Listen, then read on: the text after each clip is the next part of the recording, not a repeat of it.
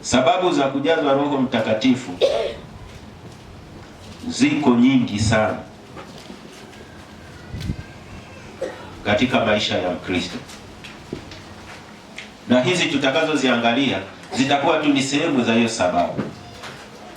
Bwana Yesu apewe sifa. Ziko nyingi, lakini tutakazoziangalia leo ni sehemu tu kati ya sababu nyingi ambazo zinapelekea tujazwe na Roho Mtakatifu, au Mungu atujaze Roho Mtakatifu. Mwandishi wa kitabu hiki cha Matendo ya Mitume ni Luka. Luka ndiye aliandika kitabu cha Injili ya Luka. Yule Luka pia ndiye aliandika hiki kitabu cha Matendo ya Mitume.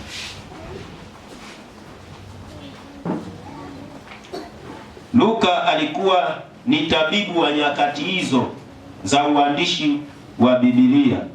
Katika uandishi wake, hii ilikuwa ni shughuli ambayo alikuwa anaifanya katika maisha yake. Sasa sijui alikuwa anatumia miti, sijui, sijaenda kwenye vyanzo, lakini alikuwa ni tabibu, alikuwa ni daktari wa nyakati hizo. Bwana Yesu atusaidie sana katika maisha yake. Na ujumbe huu alikuwa anamwandikia Teofilo mtukufu. Alikuwa ni mtu mmoja ambaye ni maarufu, watu ambao walikuwa na nafasi ya vyeo vya juu katika uandishi wake huu. Alikuwa anamjulisha uhakika wa mambo ambayo yeye aliyaona baada ya kuwa ameokoka. Alitafuta kuona ukweli ulioko ndani ya Yesu Kristo baada ya kuwa ameokoka.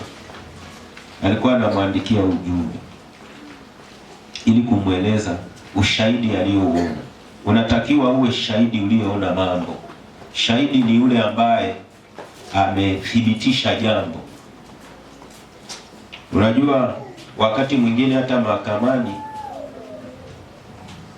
hakimu anaweza kusikiliza unatoa ushahidi, akagundua ushahidi wako ni wa uongo au ni wa ukweli, tokana na namna unavyoutoa ule ushahidi. Ushahidi unakuwa una uhusiano na tukio, lakini kuna wakati unaweza kuwa unatoa ushahidi ambao hauna uhusiano na tukio. Kitabu hiki kiliandikwa miaka ya 64, 65, ni miaka ya uandishi. Wanatheolojia wanaelezea ndio kiliandikwa hichi kitabu. Lakini ujumbe mkuu wa kitabu hiki ni kitabu cha historia ya namna ambavyo kanisa lilianza pale Yerusalemu na ambavyo lilimtegemea Roho Mtakatifu katika kutimiza mpango wa Mungu. Na Roho Mtakatifu anatajwa katika kitabu hiki zaidi ya mara 50 kuonyesha kwamba yeye ndiye mtendaji mkuu wa ishara na maajabu na mafanikio yaliyoonekana katika utumishi wa wale mitume. Na kinaonyesha kuwa Yesu mwenyewe alimtegemea Roho Mtakatifu katika kutimiza mpango wa Mungu. Bwana Yesu atusaidie sana. Na ndio maana ukisoma zile sura ile ya kwanza, aliwaambia kwamba wasitoke humu mjini mpaka wavikwe uweza utokao juu. Bwana Yesu atusaidie sana.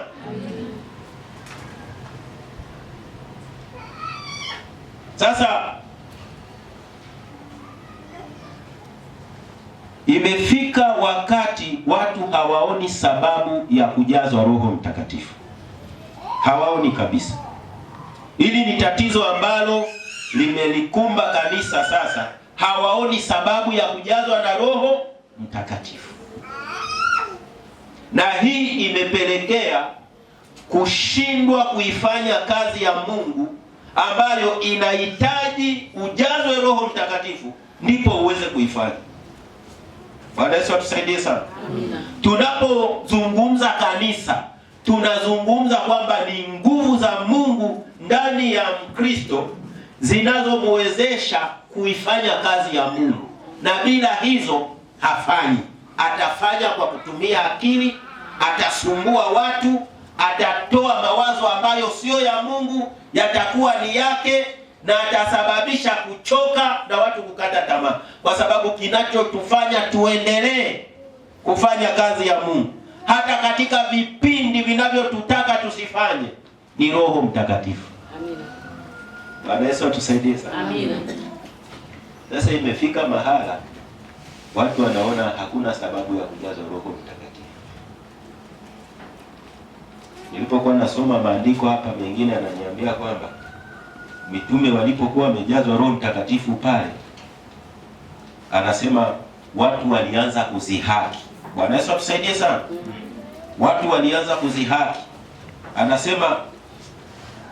Anasema wote wakaingiwa na shaka, wakiambiana maana yake ni nini mambo haya. Anasema wengine, huu ni mstari wa ngapi huu? Ni mstari wa 11. Ni mstari wa ngapi huu? Ni mstari wa 13. Anasema wengine walidhihaki. Bwana Yesu atusaidie sana. Usipoona sababu ya kujazwa na Roho Mtakatifu, utaishia tu kudhihaki watu. Wenzako wananena kwa lugha, naanza kusema sasa wanalia nini? Wakole nao kwa kuli anatuzihaki. Bwana Yesu atusaidie sana. Huwezi ukaelewa mtu ambaye hajui sababu ya kujazwa, haelewi sababu ya kujazwa Roho Mtakatifu, hahitaji kujazwa na Roho Mtakatifu, ataishia tu kuzihaki. Wenzake wananena kwa lugha, yeye anawazihaki. Yaani ni mtu ambaye anafanya dhihaka kwa kitu ambacho ni cha thamani sana, kukiona kama ni kitu ambacho hakina maana. Mtu anayekudhihaki anakuondolea maana kwenye kitu cha maana. Bwana Yesu atusaidie sana. Anakuondolea thamani, uone hakuna thamani kwenye kitu ambacho ni cha thamani. Anazungumza maneno ya kukipuuza kitu. Wewe mwenyewe unaweza ukakiona ni cha maana, lakini yeye anatengeneza mazungumzo ya kuonyesha kwamba hicho unachokifanya hakina maana yoyote. Wewe unapoomba unanena kwa lugha, makamasi yanatoka, machozi yanabubujika, unagaragara, yeye anaona ni kitu hakina maana. Lakini wakati yule aliyejazwa yule anaona vitu vingi sana vya maana. Bwana Yesu atusaidie sana. Amina. Jamani, amina. Amina. Kujazwa na Roho Mtakatifu ni safi yani. Yaani unakuta unaogelea huko ndani. Yaani unatamani hata usiache jamani. Yaani ukishajazwa na Roho Mtakatifu unapenda mambo ya Mungu. Yaani unaposikia vitu vya Mungu, hata kama nyimbo za Mungu zinaendelea kuimba, umejazwa na Roho wa Mungu, yaani unakuta maji yenyewe yanazidi kumwagika tu kutoka katika macho yako. Bwana Yesu atusaidie sana. Mimi nakuwa naipenda sana ile, na nikitoka katika hali ile na nikuta kweli nilikuwa niko kwenye maombi. Bwana Yesu atusaidie sana. Nakuta mpaka badiliko la nafsi yangu, nasikia furaha kwa vitu vya Mungu. Bwana Yesu atusaidie sana. Unajua usipojazwa na Roho Mtakatifu, yani kazi ya Mungu wala haina raha kwenye maisha yako. Unaona tabu, mzigo, ovyo. Ndio maana tulipewa Roho tusikie raha kwa ajili ya vitu vya Mungu. Mtu aliyejazwa na Roho huwa anasikia raha kwenye vitu vya Mungu, na anaweza kuvisimamia, anaweza kuvitetea, anaweza kuvitolea ushahidi ulio sahihi kwa namna alivyoona. Bwana Yesu atusaidie sana. Amen. Wewe unashindwa kutolea ushahidi vitu vya Mungu kwa sababu hujaona. Unaona nini? Utaona nini? Una ushahidi wote? Huna. Unaabudu wakati mwingine unaingia tu uone, hujaona kitu chochote. Akikwambia umeokoka unakuwa na mashaka. Mimi pale nakuwa tu kama naingia kusikiliza nini? Yaani hauna ushahidi. Bwana Yesu atusaidie sana. Kuna vitu bado havijakutembelea, unashindwa kutoa ushahidi wa kweli. Bwana Yesu atusaidie sana. Sababu ya kujazwa na Roho Mtakatifu, tutaenda kuangalia vitu hapa vichache. Wengine walidhihaki. Ukiendelea kusoma mstari ule wa B huo wa 13 anasema wengine walisema kwamba watu hawa wamelewa. No. Kuto kuelewa sababu za kuto kujazwa na Roho Mtakatifu huwa ni miongoni mwa mnasababisha kutoa maneno ambayo ni ajabu. Yaani unatuona sisi tunapokuwa tumejawa na Roho Mtakatifu unaona tumelewa. Yaani mlevi ni mtu ambaye hajielewi. Mlevi anaweza akapanda na viatu kitandani. Mlevi, yani ndivyo anavyotuona mtu asiyeelewa sababu ya kujazwa na Roho Mtakatifu. Anatuona kama sisi ni walevi. Anasema watu hawa wamelewa. Sisi tumejawa na Roho tumelewa. Bwana Yesu atusaidie sana. Wanaelewa na tapika huko bau. Bwana Yesu atusaidie sana. Wanaolewa wanaweza kula hata chakula hata hajanao. Wanaolewa wakati mwingine wanasahau hata kupiga mswaki. Mswaki huwa wapigi, mswaki wao ni pombe tu. Bwana Yesu atusaidie sana. Hao ndio walevi. Lakini lile tendo la kujazwa Roho Mtakatifu ni tendo la baraka sana. Bwana Yesu atusaidie sana. Ni tendo la kimungu. Ni Mungu anaingia kwenye maisha yako ili akusaidie uweze kuishi maisha ya Kikristo. Jamani, amina. Amen. Sasa hebu tuangalie sababu chache hapa za kujazwa na Roho Mtakatifu. Tusome mstari wa 17. Hizi ni sababu, ni miongoni mwa sababu. Ziko nyingi nimesema. Naomba usome mstari wa 17 na 18, usome kitabu cha Matendo ya Mitume hicho.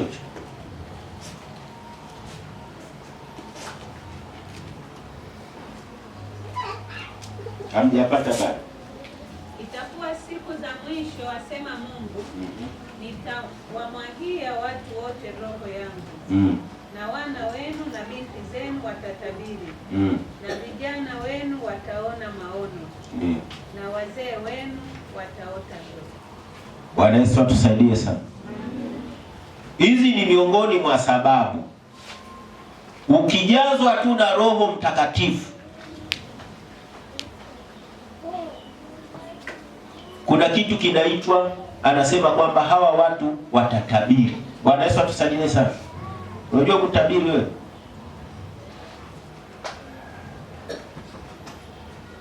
Unajua kutabiri? Ni kuelezea mambo ya Mungu jinsi yatakavyokuwa wakati bado hayajakuwepo. Bwana Yesu atusaidie sana.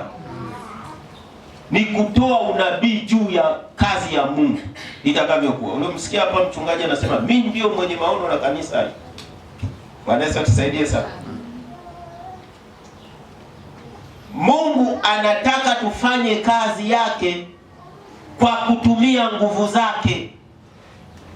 Ndio maana anatujaza Roho Mtakatifu. Huwezi kutabiri, huwezi kulitabiri neno la Mungu, huwezi kutabiri nyakati zinazohusu Mungu usipojazwa na Roho Mtakatifu. Bwana Yesu atusaidie sana. Huwezi kuhubiri mahubiri ambayo yanaweza yakabadilisha mioyo. Unajua unaweza ukahubiri lakini mahubiri yasibadilishe mioyo ya watu, ila unahubiri. Lakini mahubiri yanayoletwa na Mungu ndani yako kupitia Roho wa Mungu, unapoyatabiri maneno ya Mungu katika maisha ya mtu, kwa sababu ni Roho wa Mungu, anabadilisha watu. Bwana Yesu atusaidie sana. Kumtumikia Mungu katika nguvu za Roho Mtakatifu ndio waga kunaleta mabadiliko. Maneno mengi wala yasaidii watu hata wabadiliki. Kwa nini wasibadiliki? Na neno la Mungu, Biblia inasema maana neno la Mungu lina nguvu. Bwana Yesu atusaidie sana. Amina. Tena ni jepesi kuyatambua makusudi ya mioyo ya watu. Kwa nini watu wasibadiliki?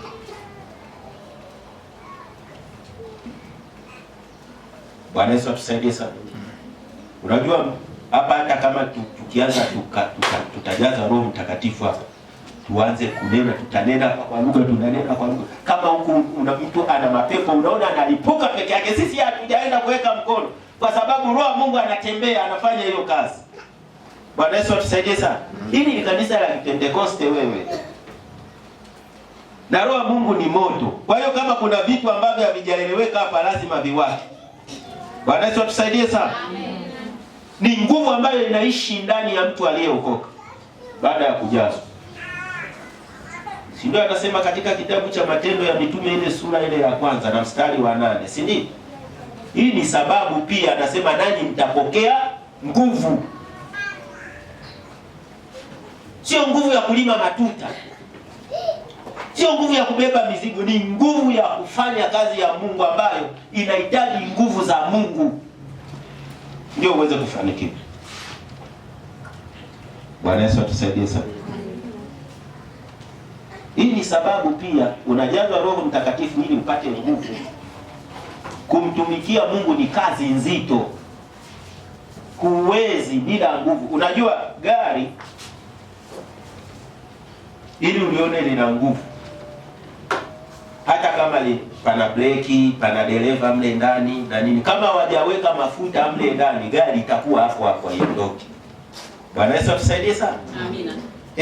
Umeokoka ni kweli, unaona, umebatizwa kule, lakini bado unahitaji upate nini? Nguvu.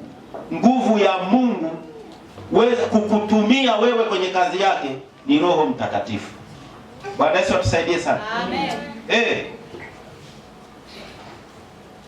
Wewe uchukue hata remote, usiweke betri, si ndio? Washa kule TV au radio inayotumia remote. Utakapokuwa unabonyeza hivi, wala vitu haviendi, si ndio? Haviwezi kwenda. Ukishaweka betri, ndio nguvu ya kuendeshea ule mtambo kule. Kwa hiyo Roho Mtakatifu ndani ya muumini ni nguvu ya Mungu ya kumuendesha huyu mtumishi wa Mungu aweze kufanya kazi ya Mungu. Na hawezi peke yake bila nguvu hizi. Ndio maana zinahitajika sana. Tunataka kuziona katikati ya watu walioko. Huyu ananena kwa lugha, huyu ananena kwa lugha. Wote walioamini wanapokea. Ni haki yao, ni ahadi ya Mungu kwao kupokea. Bwana Yesu atusaidie sana. Sio mimi nasema, Biblia inasema ahadi ni kwa ajili yetu. Na kwa ajili ya watoto wetu. Na kwa wote watakao niamini. Wanafanya nini? Wanapokea. Bwana Yesu atusaidie sana. Amen. Acha mambo ya kuzihaki. Acha mambo ya kuona kama kujazwa na Roho Mtakatifu ni ulevi. Ili kusudi uweze kujazwa hizo nguvu. Bwana Yesu atusaidie sana. Huwezi, maisha ya wokovu yana majaribu mengi. Ninakwambia. Huwezi kushinda. Kinachotushindia ni nguvu ya Mungu ndani yetu. Huwezi, nakwambia, dunia ina mambo. Kuna vitu vingi vya kukufanya usiendelee na wokovu. Roho wa Mungu ndiye anayetuwezesha. Ndiyo nguvu ya kutufanya tutimize mpango wa Mungu. Huwezi. Bwana Yesu atusaidie sana. Amen. Anasema watatabiri, anasema wataona maono. Si ndio? Ulisikia mchungaji anasema anaita maono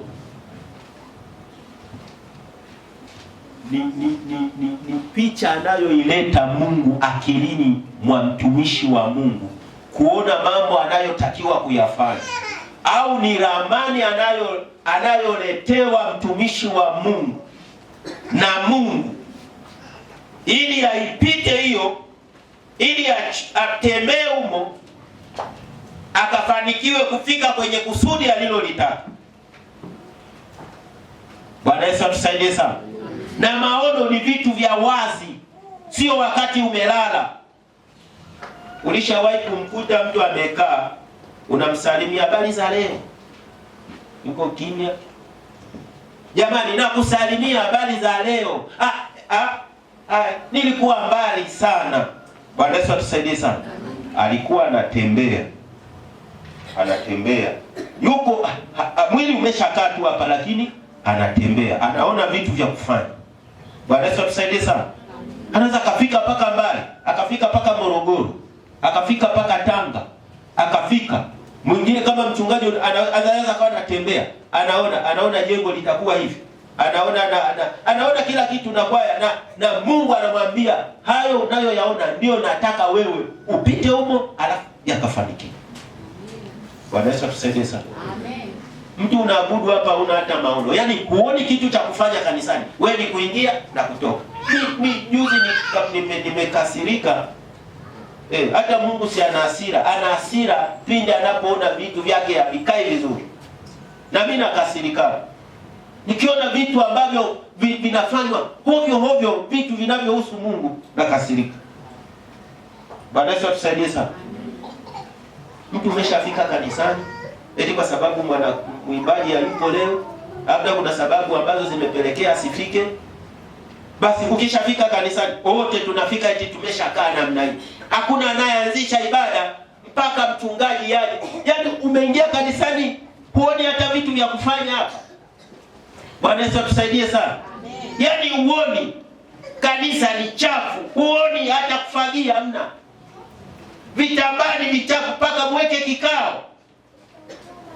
Roho Mungu hawezi kusubiri hicho kikao. Na kama kikao anakiweka ndani ya akili yako, kuona mapungufu ambayo yako kwa kanisa, na anapokuonyesha anakutaka wewe mwenyewe ulioyaona uweze kuyafanya, na kama akiweza uwashirikishe ambao wanaweza wakaenda pamoja na wewe kwenda kutimiza huo mpango. Bwana Yesu atusaidie sana. Ndio maana hata mchungaji anaweza akaona mambo mengi, lakini anawaita wazee wa kanisa, anaanza kuwashirikisha kitu alichoona kuhusu kutimiza mpango wa Mungu katika eneo ambalo Mungu amemweka. Bwana Yesu atusaidie sana. Kuna kuona kutimiza mpango wa Mungu katika maisha yako wewe mwenyewe binafsi, na unapokuwa ndani ya kanisa, unapojazwa Roho Mtakatifu, lazima akuonyeshe vya kufanya kuhusu Mungu. Dada iwe wewe tu na kiburi chako, lakini lazima akuonyeshe kwamba hapa panatakiwa hivi. Na kama inahitajika kutoa fedha, atakwambia. Na kama inahitajika kwenda kumuona mtu, atakwambia. Na kama inahitajika kumshauri mtu, atakwambia. Lazima akuonyeshe. Bwana Yesu atusaidie sana. Amina. Hebu tusome kitabu cha Matendo ya Mitume sura ya 10. Mstari wa kwanza na wa pili. Maono. Bwana Yesu atusaidie sana. Lazima akuonyeshe.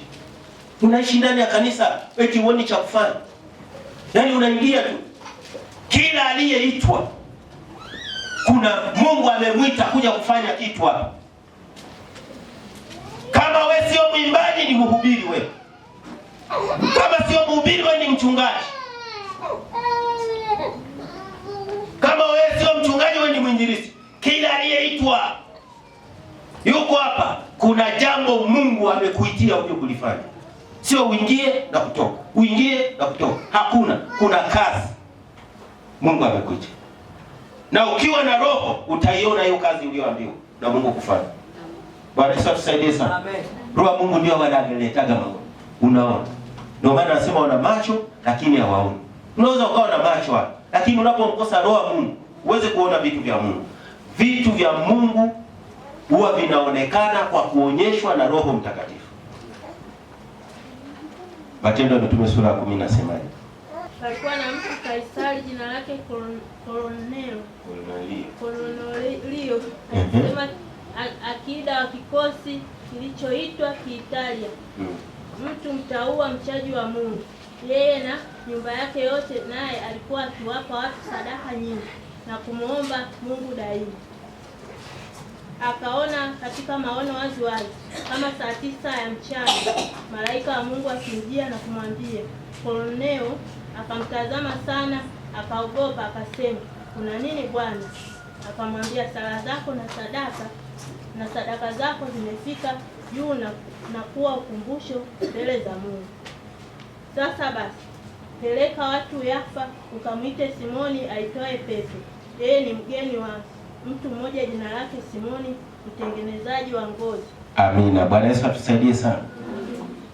anaona katika maono Mungu anaanza kumpa mpango. Kwa hiyo maono ni mpango wa Mungu unaoletwa katika roho kwenye akili ya mtumishi wa Mungu, unaomtaka huo mpango akautimiza. Si unaona, anamwambia, anasema peleka watu Yafa, si ndio? Anampa mpango. Utamkuta mtu anaitwa Simoni, anampa mpango, na huo mpango anapewa akiwa amelala, si yuko kwenye maono. Tena anasema wazi wazi, maana yake ni live.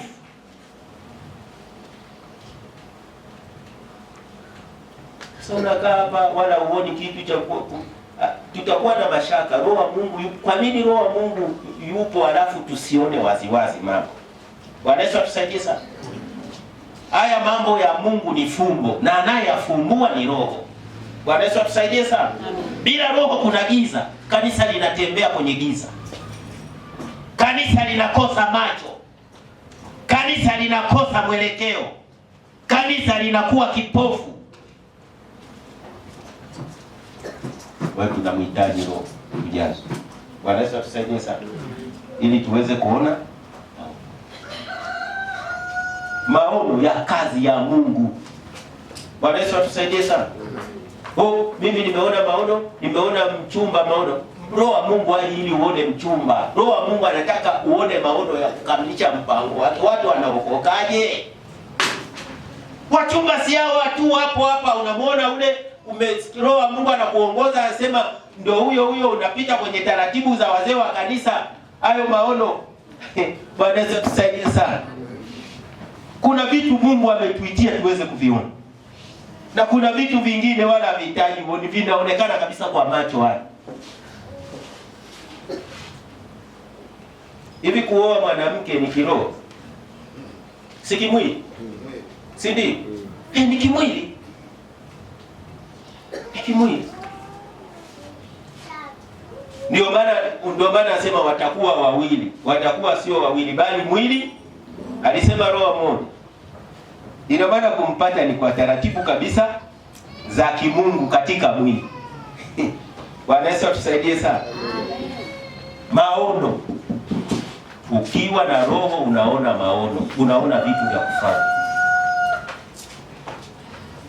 Ndio mchungaji anaweza kuona hapa hapana vyombo, hapa hapana booster, yaani hapa hapana hiki. Sasa unasema yaani huo ni mpango huko Mungu ameuweka, yaani anaweka ili kazi ya Mungu ifanikiwe hapa. Bwana Yesu atusaidie sana. Hapa hapana hiki, na ukiona hicho anachokitafuta kikiwepo, kazi ya Mungu inastawi. Bwana Yesu atusaidie sana. Anasema na wazee wenu wataota ndoto, si ndio? Hata Yusufu si aliota ndoto? Ni mpaka ulale. Mungu pia huwa anasema kwa njia ya ndoto. Unaota tu ndoto za kutumbukia makaburini, kutumbukia kwenye mashimo marefu. Bwana Yesu tusaidie sana. Mara wamekukimbiza na mikuki. Bwana Yesu tusaidie sana. Ndoto zenye matokeo mabaya. Yusufu aliota ndoto ambazo zilikuwa na matokeo mazuri. Bwana Yesu tusaidie sana. Ndoto ambayo ina mpango wa Mungu ndani. Na mwisho wa siku ndoto ambayo ina mpango wa Mungu inakuja inafanya inatimia. Lakini ina amani. Bwana Yesu tusaidie sana. Sio ndoto umeota unatoka huko kwenye usingizi, mioyo inaenda mbio. Sasa Mungu hawezi kukufanya. Anataka kukuua kwa kupitia ndoto. Bwana Yesu tusaidie sana. Ndoto ambazo zina matarajio. Inasema ni yote ni kwa kila nikilala nikiota kwenye naona na ubiri. Ndoto ni njia ambayo Mungu pia anaitumia kusema na wewe. Bwana Yesu tusaidie sana. Kuna ndoto ambavyo vyanzo vyake ni wewe mwenyewe. Shughuli ulizozifanya mchana zinaweza zikajirudia wakati umelala. Lakini kuna ndoto inaweza vyanzo vyake ni vya kishetani. Ndio hizo ambazo unakurupuka huko, hofu Unasema mimi nimeota nyoka ananiviliga hivi. Bwana Yesu atusaidie sana. Ndoto ya aina gani? Wewe ni mchawi? Lakini kuna ndoto za kimungu zipo, kama alizoota Yusufu, ambazo mwisho wa siku zilienda zikaleta baraka. Na kuna wakati unaweza ukaota ndoto ukakaa tena ukarudia tena, unakuta unarudia mpaka mara nyingi. Bwana Yesu atusaidie sana. Na baadaye inakuja kuwa halisia, mpaka unaanza kusimulia kwamba jamani, yani mimi niliota hivi na hivi na hivi, kama Yusufu alivyoota. Sasa hayo huwa analeta Roho wa Mungu. Unaota ndoto nzuri, unaota ndoto unashuka kwenye shimo refu, kichwa chini, miguu juu. Ndoto za aina gani? Unaota unakimbia, unaruka misalaba, unaanguka huko. Ndoto za aina gani? Ndoto mbaya. Nimeota mimi ndoto wameniweka kwenye jeneza. Bwana Yesu atusaidie sana.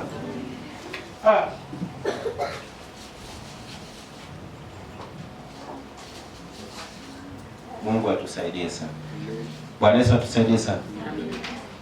Kwa hiyo ziko sababu nyingi ambazo Roho Mtakatifu tukishajazwa tunapata, zilizopelekea Mungu atujaze Roho Mtakatifu. Bwana Yesu atusaidie sana. Hebu tusome sababu nyingine. Sababu ziko nyingi. Tusome sababu nyingine, iko katika Warumi sura ile ya 8 mstari wa 26. Hii ni sababu ya kujazwa Roho Mtakatifu. Ziko nyingi.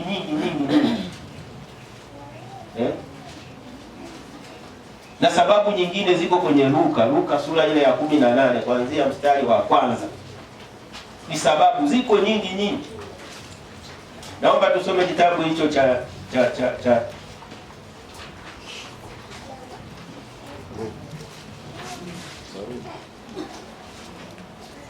Warumi sura ya 8 mstari wa 26. Tumalize, twende tukamwombe Mungu tujazwe Roho Mtakatifu. Kadhalika Roho nayo tusaidia udhaifu wetu, kwa maana hatujui kuomba jinsi tupasavyo, lakini Roho mwenyewe hutuombea kwa kuugua kusiko kutamkwa. Bwana Yesu apewe sifa. Anasema Roho mwenyewe hutuombea kwa kuugua kusikoweza kutamkwa. Huwezi ukaelezea. Utaelezeaje namna anavyotuombea? Maombi ukiomba katika Roho Mtakatifu, yani unaomba wewe jamani. Unaomba jamani. Yani utaanza hata kama ilikuwa ni saa 8. Yani kunavyokucha hivi hautamani hata kuondoka. Unaomba muda mrefu, lakini unaomba mambo mengi hata ambayo haukuyapanga unaomba. Lakini unaomba sawasawa na mapenzi ya Mungu. Unapoomba katika Roho Mtakatifu pia huwa kuna ile hali ya kuondoka katika hali ya ubinafsi wa kujiombea wewe mwenyewe. Unakuta unavuka mipaka, unaondoka kwako, unaenda mpaka hata kwa yule aliyekukosea kabisa unamuombea ukiomba katika Roho. Yaani huoni tena kama kuna ubaya aliufanya. Unaendelea kumtakia rehema. Lakini ukiomba kwa akili, huwezi kumwombea ndugu yako. Huwezi. Bwana Yesu atusaidie sana. Unaomba, utakuta utaomba sawasawa na unajua Mungu anataka pia uwaombee watumishi wako. Utaombea paka askofu wako mkuu, utaomba paka familia yako, utaombea paka majirani, utaombea paka watu wasiookoka, utawaombea na wale, utawaombea hata wale ambao walikufanyia mambo mabaya. Ukiomba katika Roho. Bwana Yesu atusaidie sana. Unajikuta umeutimiza mpango wa Mungu kwenye eneo la maombi, kuwafikia hata wale ambao kwa akili usingewafikia. Lakini unapokuwa unatumia akili, unaombea, unajiombea wewe mwenyewe tu binafsi, watoto wako, mume wako, basi. Wakati mwingine mtu anajiombea mwenyewe, hata mume wake amuombee, hata watoto wake aombee. Unakuta anaomba yeye mwenyewe, haombei hata mchungaji, haombei hata mama mchungaji, haombei hata wazee wa kanisa, haombei. Yeye ana maombi tu ya kulaumu basi. lakini kuwaombea ili wasilaumiwe hana. Bwana Yesu atusaidie sana. Roho wa Mungu anaondoa ubinafsi kwenye eneo la maombi, na ndio maana aliposhuka anasema Wapathi na Wamedi wanaokaa Mesopotamia hapa, wote matendo makuu ya Mungu, wamejazwa Roho Mtakatifu mpaka mataifa walifikiri ni Wayahudi. Bwana Yesu atusaidie sana. Roho wa Mungu hana ubinafsi. Jamani, amina.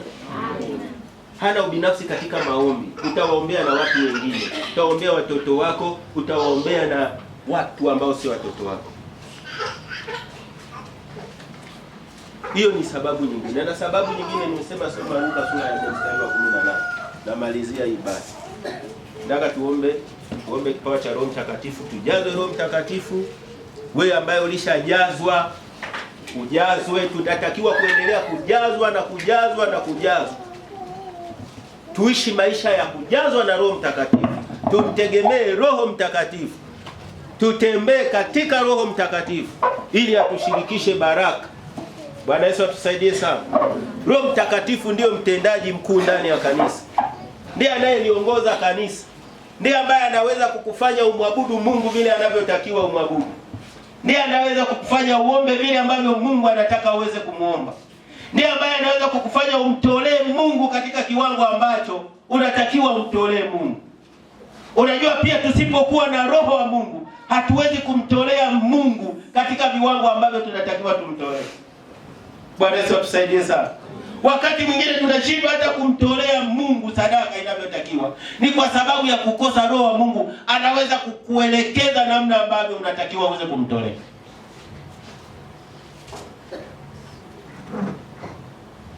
Injili ya Luka sura ya 4:18. Nasema Roho wa Bwana yu yangu, kwa maana amenitia mafuta kuwahubiri maskini habari njema. Amenituma kuwatangazia wafungwa kufunguliwa kwao, na vipofu kupata kuona tena, kuachwa huru waliosetwa, na kutangaza mwaka wa Bwana uliokubalika. Bwana Yesu atusaidie sana. Amenituma ili niweze kuwahubiri maskini habari njema. Sasa kama hujajazwa Roho Mtakatifu, huwezi kuhubiri habari hizi njema. Huwezi. Ukifika tu ni mambo ya vikoba, ni mambo ya vikundi, ni mambo ya nini, lakini kwenye eneo la kusema Yesu anaokoa, mbona usemi kama huko ndani kuna Roho wa Mungu anawaka, na Roho wa Mungu anahitaji watu wasiomjua Mungu waweze kumjua Mungu. Anahitaji watu waliomjua Mungu waweze kuendelea kutembea katika mpango wa Mungu. Ndio kazi yake. Bwana Yesu atusaidie sana. Kuhubiri maskini habari. Mtu ambaye hajaokoka, hata kama amepanga magari kutoka hapa na msamaha ni ya kwake, lakini kama ana Mungu kwenye maisha yake, yeye ni maskini katika ufalme wa Mungu. Hana kitu, hana chochote, kwa sababu hivyo vyote ataviacha hapa hapa, na kule hataenda na chochote. Ila fahari ni kuwa na Mungu kwenye maisha yake. Hata kama una gari, isikusumbue. Hata kama hauna thamani duniani, isikusumbue. Thamani ya mwanadamu ni Yesu kwenye maisha yake. Hilo ndiyo Mungu atakaloliangalia. Hata atakapokaa kwenye kiti cha hukumu, hakuna atakayepanga gari upande wa kushoto wala kulia. Ataangalia moyo ambao ndani kuna Yesu. Anamwambia kaa huku mwanangu. Hiyo ndiyo tunayoitafuta. Hakuna jambo nyingine. Ndio maana maandiko yanasema, ijapokuwa utu wetu wa nje unachakaa, lakini utu wetu wa ndani unafanywa upya siku kwa siku. Ni kweli kama ni fukara vile machoni pa dunia, lakini mimi ni fahari, ni tajiri katika ufalme wa Mungu, kwa sababu nina Mungu ndani yangu. aliyezifanya mbingu na nchi, ambaye viumbe vilivyoko mbinguni na vilivyoko duniani na vilivyoko chini ya nchi vyote vinapiga magoti na vinakiri ya kwamba Yesu Kristo ni Bwana wa mabwana, kwa utukufu wa Mungu Baba. Ndiyo ninaye mimi. Wacha uwe navyo bila Yesu, na mimi nisiwe navyo, nina Yesu. Amina. Mimi ni tajiri katika ufalme wa Mungu. Bwana Yesu atusaidie sana. Mtu kama hujaokoka, wewe ni maskini wa kutupwa kwa vitu vya Mungu. Huna Mungu,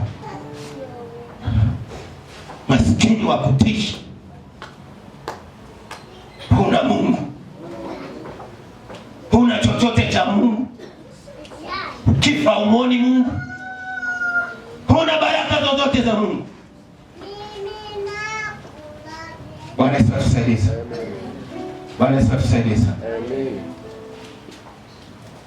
Kwa hiyo kuokoka, kujazwa na Roho Mtakatifu kunatusukuma tuweze kuwahubiri watu habari njema, na habari njema ni Yesu anaokoa. Mtu kijazwa na Roho Mtakatifu utaongea na rafiki yako, lakini baadaye unamwambia umeokoka, bado unasubiri nini? Okoka.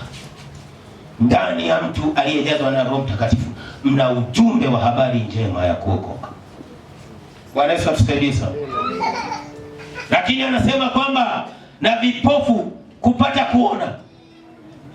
Vipofu wako wa kimwili na wa kiroho. Huko nyuma nimeshatoka. Unaingia hata uoni cha kufanya kanisani. Wewe ni kipofu hata kama una macho. Macho makubwa lakini hayaoni mambo ya Mungu. Yana maana gani? Lakini macho yanayozungumzwa hapa ni macho ya kuona mpango wa Mungu. Macho ya kuona shauri la Mungu. Macho ya kuona kusudi la Mungu. Ndio yanayotafutwa yatiwe uzima, yaone mambo ambayo Mungu anataka yafanyike. Hizi ni sababu pia za kujaza Roho Mtakatifu. Kwa hiyo akikujaza Roho Mtakatifu, akijaa, anakuondoa upofu wa kiroho. Anaondoa giza la kiroho. Unaanza kuona mambo ambayo ulikuwa uyaoni. Unaanza kuona vitu ambavyo ulikuwa uvioni. Mambo yaliyofichika unaona yanakuwa wazi. Yaliyokuwa giza kwako yanakuwa mwanga. Ni kazi ya Roho Mtakatifu. Anaweza kusababisha kuona vitu ambavyo mnatakiwa muone katika eneo hili, kanisa ambapo mmeliweka. Muone mahitaji ya watu wa eneo hili. Muone shida za watu wa eneo hili. Unaweza kukaa hapa uone kama watu wana shida. Watu wana shida. Sio na wanaendesha magari. Sio na nyumba za kifahari, wana shida walali. Wanakesha usiku kucha, wana Mungu. Fedha zao zinaishia kwa waganga. Hawana raha na hiyo mali. Kanisa linatakiwa lione mambo hayo. Bwana Yesu atusaidie. Lifunguliwe macho, lione uhitaji wa watu. Unaweza ukaona kama wako salama, kumbe hawako salama. Roho Mtakatifu anaweza kuambia hao unaowaona hawako salama, wanahitaji msaada wao. Bwana Yesu atusaidie sana. Amen. Jamani, amina. Amen. Anasema na wafungwa kufunguliwa. Watu wamefungwa. Sababu ya kujazwa na Roho Mtakatifu pia ni kufungua wafungwa. Wacha wafungwa ambao wako kitai. Kuna wafungwa wako kitai ya kiroho. Amina. Wamefungwa katika ulevi. Wamefungwa katika uchawi. Kutoka kwenye ulevi ni kazi, hiyo kazi ni Mungu anaweza kuifanya, kuvunja huo mpango wa hicho kifungo, akamuondoa kwenye hiyo hali. Ndio anakuja hapa anasema anakuja kuokoka. Ni shughuli.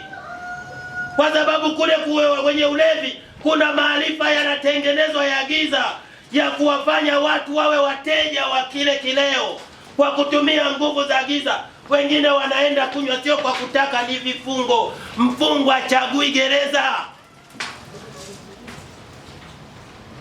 Roho wa Mungu akija anafungua. Kuta mtu alikuwa ni mlevi, analala kilabuni, lakini leo anakuja amebadilika. Mungu anamfungua, anaanza kumfungua kwenye ulimwengu wa roho, na anakuja na malizikia kwenye ulimwengu wa mwili. Anaanza kutoa tu ushuhuda namna ambavyo alikuwa mlevi, alivyokuwa nalala baa, lakini leo ni mchungaji. Hata sisi ni miongoni mwao. Biblia inasema na baadhi yenu mlikuwa watu wa namna hii, lakini mlioshwa, lakini mlitakaswa, lakini mlihesabiwa haki kwa jina la Bwana wetu Yesu Kristo. Ni haki tu tumehesabiwa, sio kwa matendo, mtu asije akajisifu. Ni neema. Hatukuwa hivi tulivyo, lakini kazi hiyo alifanya Roho wa Mungu ya kufungua vifungo ndani. Bwana Yesu atusaidie sana. Amen.